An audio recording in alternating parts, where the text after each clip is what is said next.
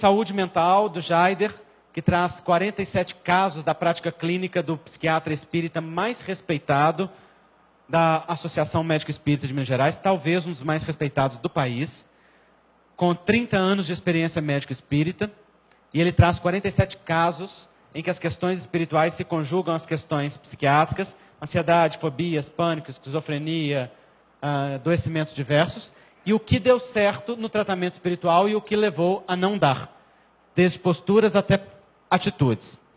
E aqui tem um caso muito interessante, que é de um esquizofrênico hebifrênico, que é o caso mais grave de esquizofrenia, porque a pessoa fica delirando 24 horas por dia. E nesse caso, esse esquizofrênico começou a falar e a escrever em alemão. Ele mora em hospitais desde os 9 anos de idade. Ele só teve educação formal até a 5ª série. Depois sempre morou em hospitais psiquiátricos, não teve mais educação, nem acesso nem a livros de educação, nem a internet. Delira o tempo todo, mas começou a falar e escrever em alemão. Uma equipe foi designada para estudar o que ele falava e o que ele escrevia. Descobriu-se que eram nomes próprios e explicações sobre os nomes próprios. Todos os nomes próprios eram verdadeiros, todas as explicações eram exatas e verdadeiras, nenhum dado falso. Todos os nomes eram de altos chefes do comando nazista. E ele começou a desenhar símbolos nazistas, fórmulas químicas e uma série de outras coisas.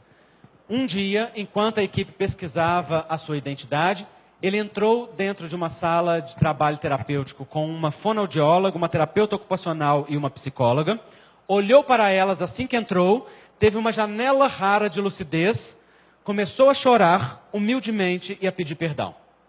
Elas olharam para ele, acharam aquilo estranho, nunca tinha acontecido, nem nunca tinham visto chorar, quanto mais fazer aquilo. Então perguntaram para ele, mas fulano, por que é que você nos pede perdão? E ele olhou para elas e disse-lhes, eu lhes peço perdão porque eu mandei vocês 3 para o forno. E elas choraram junto com ele, porque aquilo tocou o coração delas tão intensamente que ali claramente se configurava o reencontro entre vítimas e algoz.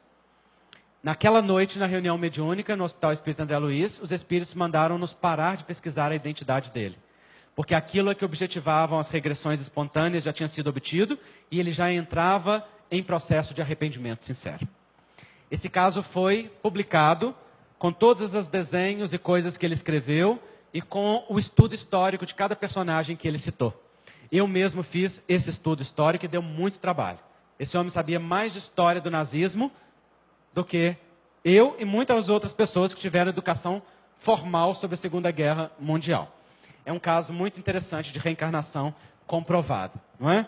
Então ele está nesse livro publicado e ele está nesse processo de preparar-se para o reajuste, porque a reparação ainda está longe. Ele ainda está em processo de exoneração da carga de culpa que traz no seu psiquismo e dos efeitos que voltam para ele, das suas vítimas e os efeitos indiretos daquilo que fez. É um processo longo de reajuste. Nesse caso, as pessoas perguntam, mas a esquizofrenia não tem cura? Não, a esquizofrenia é a cura. Nesse caso, o processo da esquizofrenia já é o tratamento.